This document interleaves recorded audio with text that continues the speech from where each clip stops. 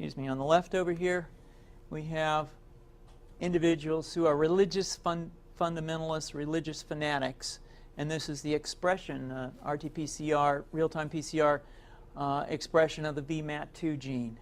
Over here, we have individuals.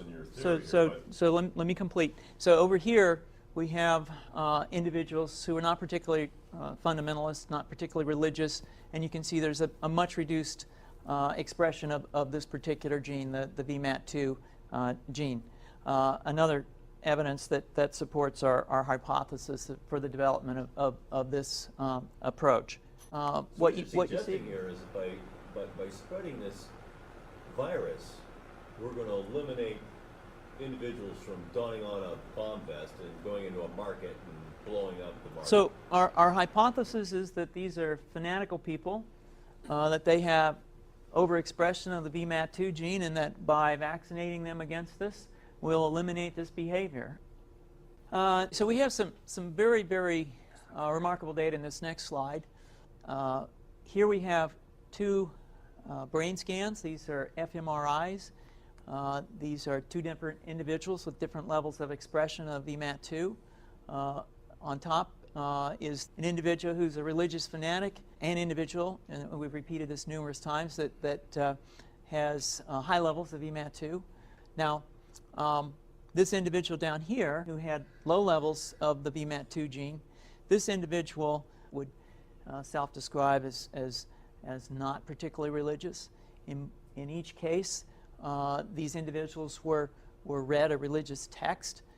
This individual lit up the right middle frontal gyrus, shown here, and that's a part of the brain that's associated with theory of mind.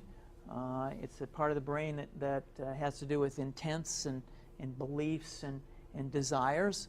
In marked contrast, here's an individual who would not particularly self-describe as religious, and when they're read a religious text, what you see is that this part of the brain called the anterior insula lights up. This is a part of the brain that's associated with disgust or displeasure on hearing something.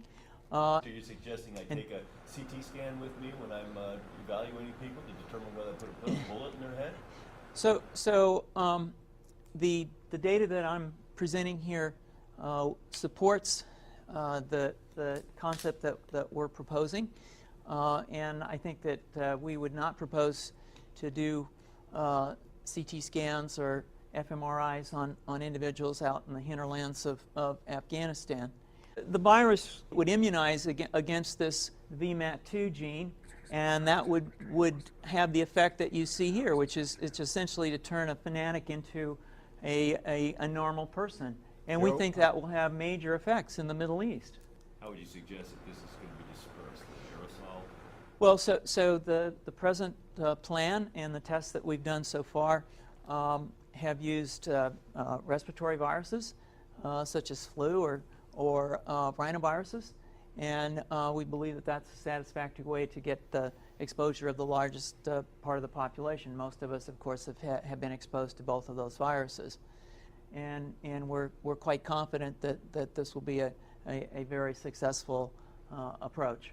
This is fascinating. What's the name of this proposal? Yeah, so the name of this project is Funvax, which is the vaccine for religious fundamentalism. And you have a proposal already? The proposal has just been submitted, and I think that the data that I have shown you today would support the development of this project, and we think it has great promise.